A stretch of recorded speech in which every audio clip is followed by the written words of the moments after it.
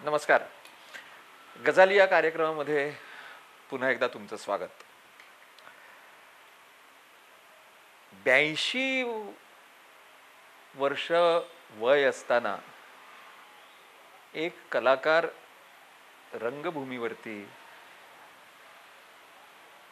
3-3, 3.5 मिनिटांची स्वगत खणखणीत आवाजात एकही शब्द न विसरता इकडून तिकडे न करता म्हणू शकतो, हे मी आज बघितलं आणि धन्य झालो. त्या कलाकाराला आपण भेटणार आहोत. त्यांचं नाव आहे रवी पटवर्धन.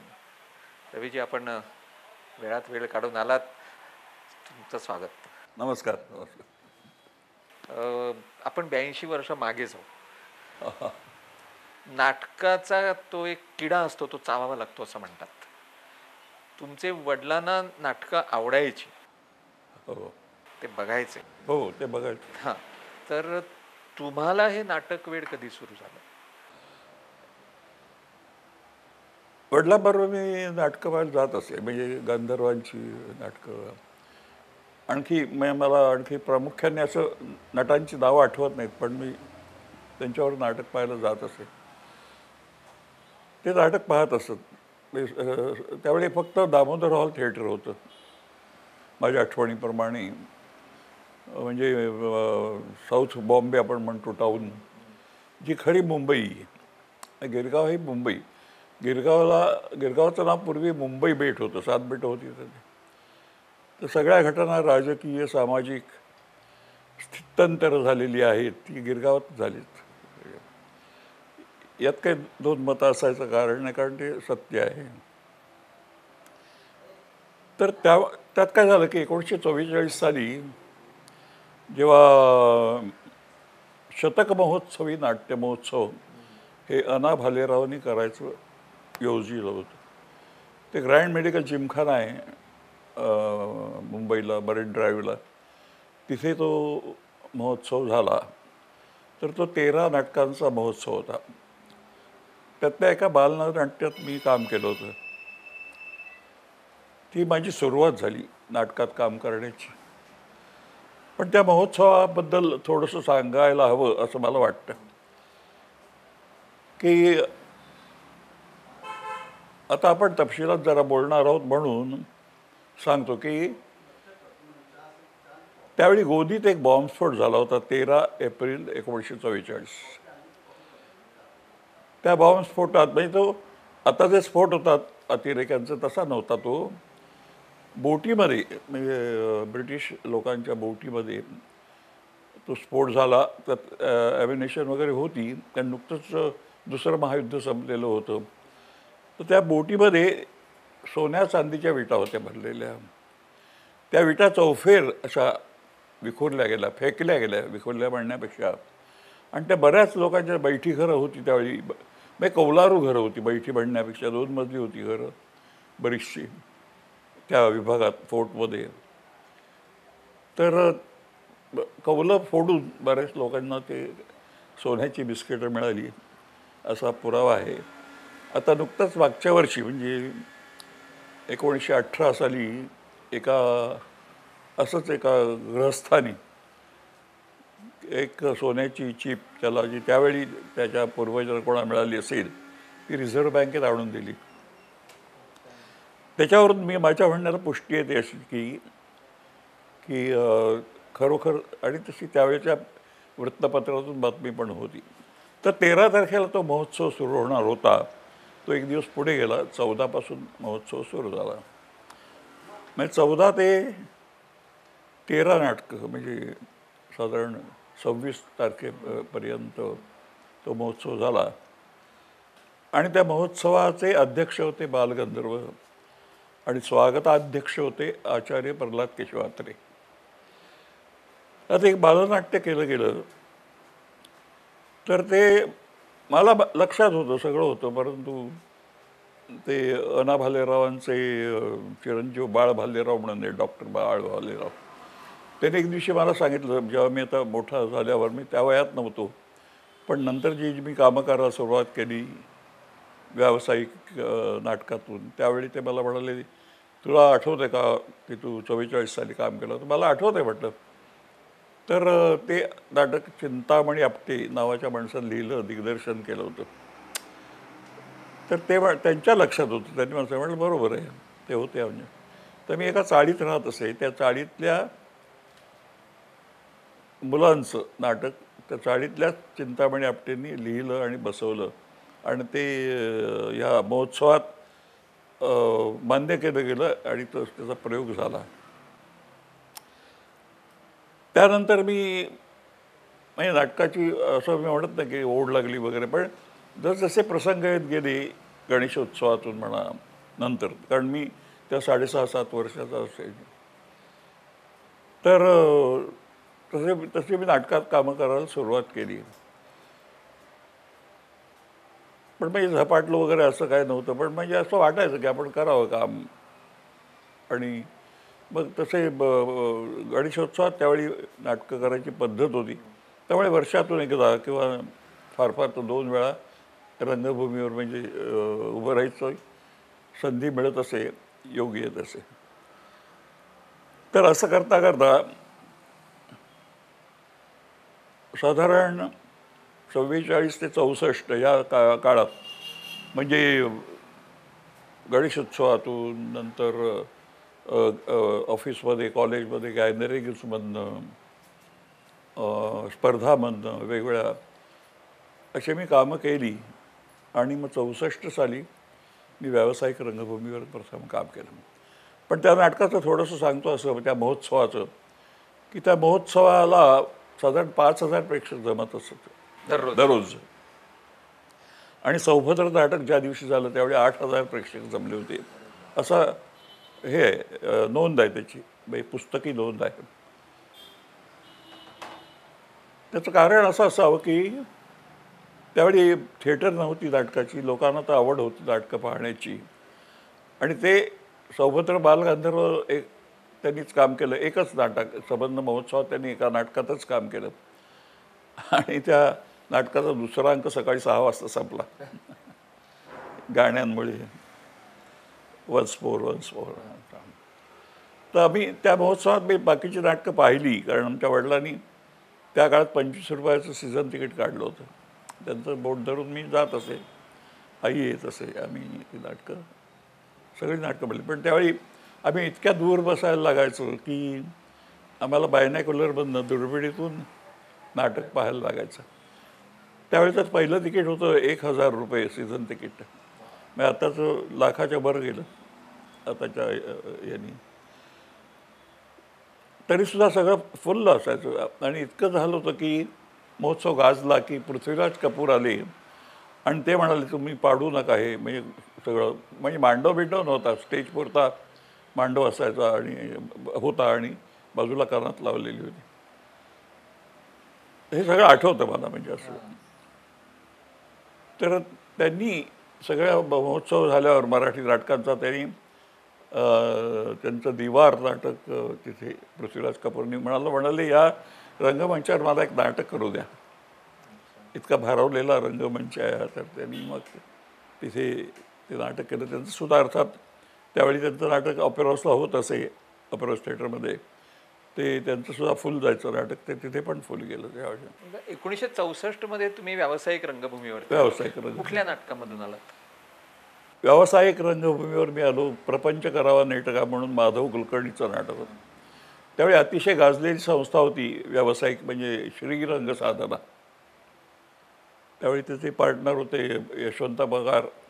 नंतर त्यांनी पुढे ती एकट्याने चालवली संस्था. पण यशवंत पगार, नेमकर आणि बाळ कोलटकरांचे जे पार्टनर नंतर होते मुकुंद नेमकर, ते त्याचे हे होते पार्टनर. आणि पटेल म्हणून होतं, पटेल माणूस. ते तिघे म्हणून ते संस्था ती चालू आहे. त्या संस्थेत मी प्रथम व्यावसायिक नाटकात तिसऱ्या प्रयोगापासून गेलो. 2 प्रयोग, ती भूमिका नव्हतीच त्या नाटकात. दौऱ्यावर नाटक निघालं 2 प्रयोगानंतर. तर लेखक आणि त्यांच्या निर्मात्यात असं ठरलं की कॅरेक्टर वाढवायला पाहिजे. मग ते तिसऱ्या प्रयोगाला वाढवलं. त्याचं फक्त काम तिसऱ्याच अंकात होतं. ती मी भूमिका करायला सुरुवात केली होती ते.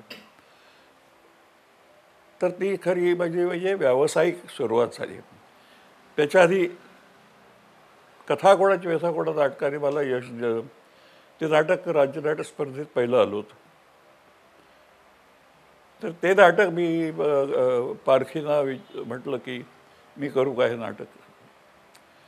ते म्हणाले तुम्ही व्यवसाय करणार का. म्हटलं नाही नाही, मी तसा नौखा आहे, व्यावसायिक शक्यच नाही. पण मी याचा प्रयोग मी 7-8 प्रयोग करीन असं मला जिद्द वाटते आणि त्याप्रमाणे मी 7-8 प्रयोग केले. तर ते नाटक श्रीरंग साधनेने केलं होतं. नंतर त्यांनी घेतलं पारखीकडनं. आणि पण पहिला प्रयोग जेव्हा ठरला त्यावेळी तो सोल्ड आऊट झाला होता. प्रयोग विकला गेला होता आधीच. आणि त्यावेळी त्याचं नाटक तयार नव्हतं. तर त्याला पारखी म्हणाले की रिझर्व्ह बँकेतली मुलं करतात. मी तेव्हा रिझर्व्ह बँकेत होतो. रिझर्व्ह बँकेतली मुलं करतात तर ते नाटक तुम्ही त्यांना सांगा करायला. मग ते आले आमच्याकडे माझ्याकडे. मी सर्व सेवा होतो त्यात. तर तर त्यांनी सांगितलं की फक्त तुमची मी जी भूमिका करायचो ती भेंडे करतील. म्हटलं कसं शक्य आहे. मी या नाटकाचा प्रमुख आहे आणि ती प्रमुख भूमिका आहे जरी निगेटिव्ह असली तरी.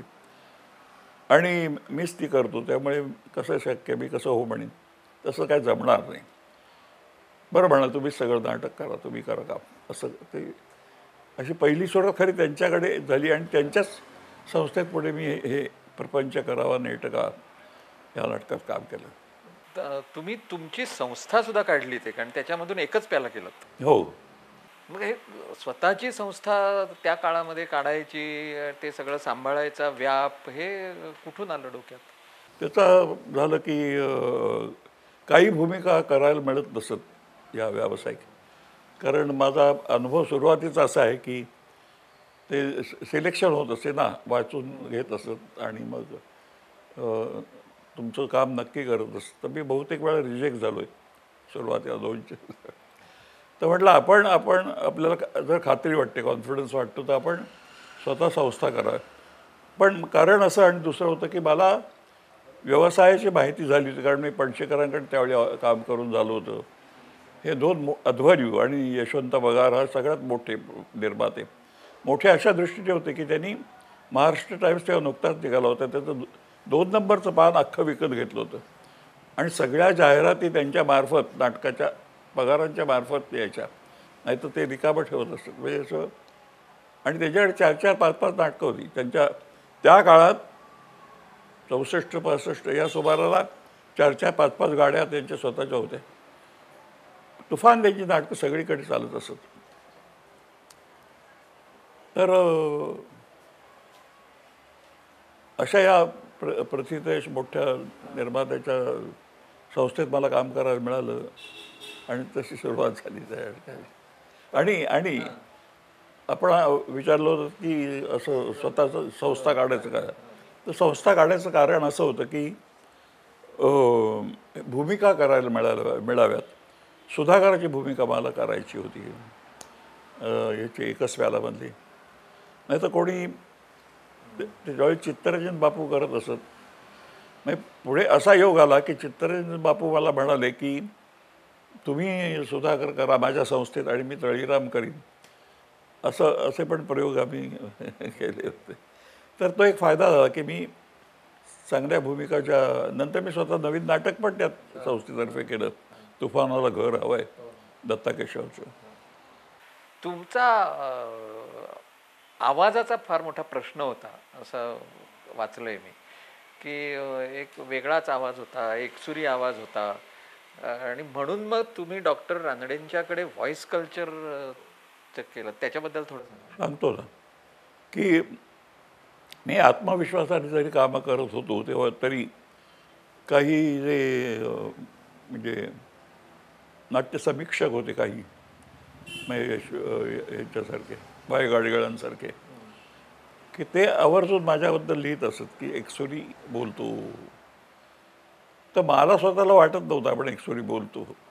त्याचं कारण असं मला नंतर लक्षात आलं की आपण आपल्यावर प्रेम करतो, त्यावेळी माझ्या आवाजावर मी पे करत होतो, ते चुकीचं होतं. म्हणजे त्यात स्वतःचं स्वतः विश्लेषण करत नव्हतो, म्हणजे करता येत नव्हतं. तर ते ज्या अर्थी ते पुन्हा पुन्हा लिहितात त्या अर्थी मग मी माधव वाटवे मला भेटले एकदा. त्यावेळी माझी धडपड खूप चालू होती, इकडे तिकडे मी कामं करीत असे. तर माधव वाटवेनं म्हटलं असं असं आहे, तर काय करायला हवं. ते म्हणाले तू असं कर, अशोक रानडेकडे जा, तो तुला करेक्ट करून देईल, तुझं नीट दोष काढून देईल. तर मी अशोक रानडेचा नंबर मिळवला. त्यावेळी काय मोबाईल वगैरे असल्याचं कारण नव्हतं. आणि त्यांना भेटलो तर त्यांनी मान्य केलं. काय 6 महिने म्हणाले तुला यायला लागेल, आठवड्यात 2 दिवस 3 दिवस काय तरी. मग पुढे त्यांच्याकडे तो संबंध कोर्स केला आणि नंतर मी त्यांच्याबरोबर ते कार्यक्रम करत असत आवाजाच्या ह्याच्याबद्दल, की आवाज कसा सादर करावा, कसं काय. तर मी तिथे बरोबर जात असे आणि ते जे सांगायचे त्याचं मी करून दाखवायचो असं, अशा तऱ्हेचं. आणि त्याचा मला खूप फायदा आला. आणि ते नुसतं एक जाण निर्माण झाली. म्हणजे आवाज नुसता बेसमध्ये असून उपयोगाचा नाही, तो वापरता यायला पाहिजे, वापरता यायला. तुम्ही कोंडी नाटक केलं होतं, सतीश दुभाषी होते त्याच्यामध्ये, आणि बेकेट पण केलं होतं. बेकेट पण केलं होतं. बेकेट पण केलं होतं शिरवाडकरांचं. हो. तर कसा काय अनुभव होता? तर बेकेटचा इतिहास असा आहे की बेकेट या नाटकाने मला ह्या आयुष्यातलं माझं महत्त्वाचं नाटक, आयुष्यातलं महत्त्वाचं अशा दृष्टीने की बेकेटने मला नाव दिलं, म्हणजे इंडस्ट्रीत नाव दिलं, त्यावेळच्या प्रेक्षकांमध्ये नाव दिलं की एक रवी पटवर्धन नावाचा एक नट आहे जो बऱ्यापैकी म्हणजे चांगली काम करू शकतो. आणि तो टायटल रोल होता, तो मला करायचा होता. मला करायचा होता 1953 सालापासून. 53 साली हे नाटक आलं, 73 साली. 53 साली माझ्या मनात आलं की मी जेव्हा चित्रपट पाहिला त्या बेकेट, पीटर ओटूल आणि रिचर्ड बर्टन, तेच नाटकात पण काम करत असते तिकडे आणि सिनेमा पण केला होता त्यांनी. तर ते पिक्चर पाहिल्यानंतर मला वाटलं की आपण यात बेकेटचं काम करायला पाहिजे. वास्तविक त्यातलं आकर्षक काम पीटर ओटूलचं होतं, हेनरीचं. पण मला हे करायचं होतं माझ्या स्वभावाप्रमाणे. आणि ते नाटक लिहायला कोण तयार नाही. मी रत्नाकर बतकरींना सांगितलं होतं की तुम्ही हे नाटक अनुवाद करा, लिहा, बेकेट खूप छान नाटक आहे. तर त्यांनी काय फारसं लक्ष दिलं नाही म्हणा किंवा काय. पण ते नंतर मला कळलं की तात्यासाहेब म्हणजे कुसुमाग्रजांनी आपलं विभा शिरवाडकरांनी ते नाटक रूपांतरित केलं होतं. तर ते नाटक मला माहीत नाही, म्हणजे माहिती नव्हती की इंडियन नॅशनल थिएटरतर्फे सतीश दुभाषी ते नाटक त्यांनी करायला घेतलं. माझ्याकडे एक जण मुलगा आला, तो म्हणाला की त्यांनी माझं एक ह्या मतकरींच्या संस्थेत मी काम करत असे राज्य नाट्य स्पर्धेत, त्यावेळी प्रेम कहाणी म्हणून नाटक केलं. त्यात दिलीप प्रभावळकरने मी, आम्ही 2 मित्र असतो. अशा तऱ्हेचं ते नाटक छान गाजलं होतं त्या काळात. तर ते काम त्यांनी पाहिलं होतं माझ्या, ते जो मुलगा आला माझ्याकडे आणि त्यांनी तो मला त्यांनी सतीश दुभाषीने सांगितलं की आपल्याला एक असा आर्टिस्ट आहे जो हे बेकेटचं काम करू शकेल. म्हणजे त्याला माहीत नाही, त्याची माझी ओळख पण नाही.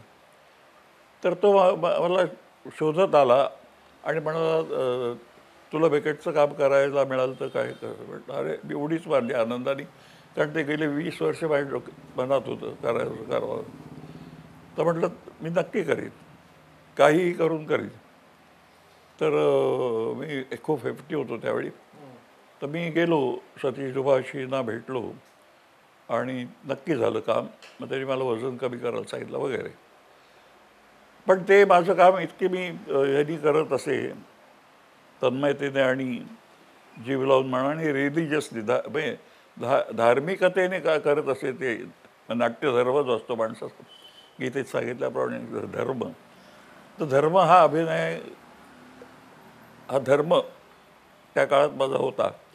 तर ते ह्या तळमळीने मी ते नाटक करत असे. मी विश्वास बसणार नाही, पण पूर्वीचे नट जसे करायचे तसे प्रत्येक प्रयोगाला मी आंघोळ करून मी स्टेजवर आंघोळ करून जात असे थिएटरला. किती वाजताचा प्रयोग असू द्या, मी स्नान करून जायचो त्या नाटकाच्या प्रयोगाला आणि मला अतिशय आनंद मिळायचा त्या नाटकात. ते 73 साल हे माझं सुवर्ण वर्ष होतं. म्हणजे मतकरींकडे सुद्धा आम्ही अरण्यात चर्चा चालली होती 74मध्ये केलं. पण मतकरीकडे मी राज्यनाट्य स्पर्धातनं काम करत असे. मगाशी प्रेम कहाणीचं सांगितलं त्या उदाहरण, तेव्हापासून त्या प्रेम कहाणीमुळे मला बिकेट मिळालं आणि मी मतकरींकडे अरण्यात त्याच्यानंतर असं इथपर्यंत काम करत होतो. अरण्यकमध्येच तुम्हाला राज्यनाट्य स्पर्धेत अरण्यकमध्ये मला मिळालं. अभिनयाचं बक्षीस मिळालं होतं. अरण्यकमध्ये रौप्य पदक मिळालं होतं मला खरं पहिल्या राऊंडला एलिमिनेशनला पण रौप्य पदक रेडिओवर जाहीर झालं होतं, पण एक सकाळी पेपरमध्ये दुसऱ्या दिवशी माझं नाव नव्हतं. नंतर मी चौकशी केली काही 1 वर्षांनी की असं कसं झालं की रेडिओवर अनाऊन्स केलं. तर ते म्हणाले एक मिनिस्टर होते बडोदा स्पोर्ट्स क्लबमधल्या एका माणसाला. तर ते म्हणाले की त्यांनी सांगितलं मंत्रालयात की काय आम्हाला एक सुद्धा बक्षीस नाही, तर एक आम्हाला हे द्या. आणि म्हणजे राज्यनाट्य स्पर्धेची परंपरा तेव्हापासून सुरू आहे. हो, तसं असतंच म्हणजे की तसंच असतं. आता पुरस्कार वगैरे असतात ना, आम्ही नंतर बोलू आपण, हे सुद्धा ठरले जातात. ते जे समिती असते त्यांच्याच हातात असतं सगळं. खरोखर लायक आणि खरोखर ज्याचा नंबर यायला पाहिजे, त्यावेळी क्रमांक यायला पाहिजे, त्याला दिलं जातंच असं नाही. असो, तो विषय वेगळा आहे. आणि मी काही लोकांची उदाहरणं देईन की ज्यांना कधीच मिळायला पाहिजे होते, काय पुरस्कार ते खूप उशिरा मिळाले. तुम्ही नोकरी सोडून पूर्ण व्यावसायिक झालाच नाही. नोकरी ही काय संसाराची गरज होती आणि संसारात मला पडायचं नव्हतं खरं. पण ते खूप ताडून धरलं होतं मी वयाच्या 30 वर्षापर्यंत. ते शेवटी आईच्या याला मी बळी पडलो आणि लग्न केलं. ते लग्न केल्यामुळे संसार हा एक भाग असतो आपल्या आयुष्यातला, तो करावा लागत असल्यामुळे मला नोकरी ही टिकवणं भाग होतं. त्यामुळे मी नोकरी रिझर्व्ह बँकेत करत होतो. ती करत असताना हे सगळं करायचो. ते मी कसं करायचो हे मला माहिती आहे. फक्त मी एवढंच सांगू इच्छितो की मी प्रमोशन घेतलं नाही अजिबात. मी क्लार्क म्हणून जॉईन झालो आणि मी क्लार्क म्हणून रिटायर झालो. त्यामुळेच मी करू शकलो. आमच्या बँकेतल्या सर्वच जणांनी माझ्यावर प्रेम केलं, खूप सहकार्य केलं, खूपच. तुम्ही आता 45 वर्षांनी पुन्हा अरण्यक करताय. हो, 44 वर्षांनी. तर कसा अनुभव आहे? अनुभव ग्रेट आहे. म्हणजे कसा की ते नाटकात ज्यांनी काम केलं ते भारावून गेलेलं आहे. त्या नाटकाने भारावून टाकलेलं आहे खरं आम्हा लोकांना. कारण अरण्यक नाटकातले संवाद जे आहेत ते संवाद माझ्या कायम लक्षात होते. आम्ही घरात सुद्धा मी म्हणत असे कधी प्रतिहारीची वाक्य किंवा हे तर प्रतिहारीमध्ये म्हणजे सोबणकराचा एक आमचा मित्र, त्याचा एक जाता उल्लेख करतो की तो आमच्या बँकेत रिझर्व्ह बँकेतच होता, पण त्याची लुडबुड जी चालायची ऑफिसमध्ये त्यावरनं मला वाटलं की हा नाटकात चांगलं काम करू शकेल म्हणून मग मी त्याला कथा कोणाची व्यथा कोणाचे प्रयोग केले.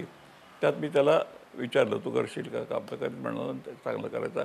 आणि मीच म्हणजे मी इंट्रोड्यूस केला मतकरींकडे त्याला आणि खूप चांगले त्यांनी अनुभव दिले या लोकांना.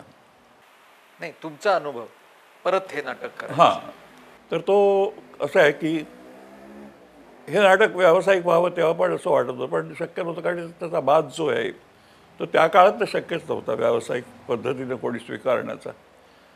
आता हे कसं झालं याचं प्रत्यक्ष काय घटनाक्रम आहेत ते मला माहीत नाही. प्रतिभा मतकरींना माहीत असतील, रत्नाकर मतकरींना माहीत असतील, राहुल भंडारे आमचे निर्माते त्यांना माहीत असेल, आणि झी मराठी या लोकांना फक्त माहीत असेल, मला माहीत नाही. मला प्रतिभा मतकरींचा मला फोन आला की अरण्य करायचं चाललं आहे तर तू काम करशील का. तर म्हटलं अवश्य करीन. आणि त्या दिवशी मी असंच मॉर्निंग वॉकला निघालो होतो, तर मी म्हटलं आपण म्हणून पाहू यात नाटक. तर जवळजवळ 70-80% माझे संवाद सगळेच मला म्हणता येत होते. असे ते त्यातल्या संभाषणाची लिखाणाची छापच एवढी जबरदस्त आहे, भारावून टाकणारी अशी. म्हणून मी तर तुलना करतो गडकऱ्यांच्या संवादाची. गडकऱ्यांची नाटकं पण माझ्या अशी सगळी लक्षात आहेत. एकच वेळेला सगळंच अजून लक्षात आहे माझ्या नाटक. मी कधी म्हणाल सांगा, कधी काम करायला सांगा असं आहे. तसं ह्या नाटकाचं आहे की, आणि ते म्हणून सोपं गेलं. आणि एक आव्हान वाटलं की आता व्यावसायिक होतं तर आपण जास्त उमेदीने जास्त ताकदीने करूया, कारण आता एवढ्या वर्षाच्या एकंदर स्थित्यंतर होत असतात माणसाच्या आयुष्यात, अनुभव वाढत असतात, तसं प्रगल्भता वाढत असते काय काय. तर त्याचा खूप फायदा करून घेता यावा, आणि आला तो. मला अजून जाणवतं म्हणजे काम करताना मला रोज नवीन वाटतं, दर प्रयोगाला नाटक नवीन अशा दृष्टीने की रोज काहीतरी असं वाटतं की इथे आणखी, कारण संवादात असं जादू आहे शब्दात. ते शब्दयोजना अशी केलेली आहे की त्याचे अर्थ जो आहे त्या शब्दात, प्रत्येक शब्दात त्या अनुषंगाने बोललं गेलं तर त्याचा परिणाम खूप चांगला साधला जातो, हे लक्षात येते. मराठी रंगभूमीनं अनेक कलाकार बघितले, अजरामर झालेले कलाकार बघितले, पण संसाराकडे लक्ष देऊन हौस म्हणून ज्या रंगभूमीवरती काम करायला सुरुवात केली, त्याच्यात मला हव्या त्या भूमिका करायला मिळायला पाहिजे म्हणून संस्थेची स्थापना केली. त्याच्यामार्फत एकच प्यालाच मधला सुधाकर करून घेतला, आणि 44 वर्षांनी आरण्यकसारखं नाटक आणि त्याच्यामधली धृतराष्ट्र ही व्यक्तिरेखा, ज्याची मोठमोठी स्वगतं आहेत, वेगळी वेगळी त्याच्या स्वभावाला छटा आहेत, आणि दोन्ही खंडामध्ये धृतराष्ट्र हा सतत रंगमंचावरती उभा असतो. त्याचा मूक अभिनय बघणं रवीजी पटवर्धनांचा, ही सुद्धा त्या नाटकातली एक फार मोठी गंमत आहे की हातवारे त्यांचे आणि त्यांची नजर आणि त्यांचं पुढे मागे रंगमंचावरती चालणं, इतर पात्र बोलत असताना याच्याकडे लक्ष देणं, या ताकदीचा कलाकार हा 82व्या वर्षी ही सगळी स्वगतं सहजपणानं आपल्यापर्यंत पोचवतो. 2 प्रयोगामध्ये वेळ काढून, कारण मी त्यांना तुम्ही थकला असाल असं मी म्हणूच शकत नाही. हो, नाही तुम्हाला सांगायचं आता की तुम्ही मगाशी विचारलं की नाटकात याची तळमळ आता जाणवते खरी. कारण काय, मला ज्यावेळी मी जरी हो म्हटलं त्यावेळी माझ्या दोन्ही पायांचं व्हॅरिकोज व्हेन्सचं ऑपरेशन झालं. तर मी हो म्हणून गेलो, पण मला थोडी शंका होती की आपण काम करू शकेल की नाही. आता स्टॉकिंग घालतो पायात, ते तेव्हा काढायला लागतात, म्हणजे काढायलाच पाहिजेत भूमिकेसाठी तिथे, म्हणजे नाटकात उभं राहण्यासाठी रंगमंचावर त्या भूमिकेमध्ये. तर हे सगळं करताना, कारण डॉक्टरने मला सांगितलं स्टॉकिंग नाही काढायचे, तर मग काय करायला पाहिजे की, कारण त्याला पायांना हालचालीची गरज असते. म्हणून मग मी धृतराष्ट्राचा स्वभाव लक्षात घेऊन त्या नाटकातला चंचलपणा तो मी हे करतो. मी दोन्ही पायांवर सारखा, तुम्ही आता उल्लेख केला तो, तर त्याचा मूळ ते हे आहे की आपण एक बेअरिंग म्हणतो की एक अंगीकारूया की जे वाटेल की हे ह्या भूमिकेचा भाग आहे, तर ते तसं चपखल बसून जातं. पण मी त्याचं कारण हे की पायातला रक्तप्रवाह हे सुद्धा करायला कलाकारच लागतं ना. म्हणजे सुरुवातीला असं वाटायचं की आपण रंगभूमीवर गेल्यानंतर परत, कारण पहिले 2 प्रवेश होईपर्यंत दमछाकच आहे, तर काहीच करता येणार नाही, तर काय होता का म्हणा स्टेजवर, मी धाकधूक असं वाटत असतं. आता नाही वाटत तसं. तुम्ही मुद्दाम वेळ दिलात आम्हाला त्याबद्दल प्रुडंट मीडियाच्या वतीनं तुमचे आभार मानतो. धन्यवाद.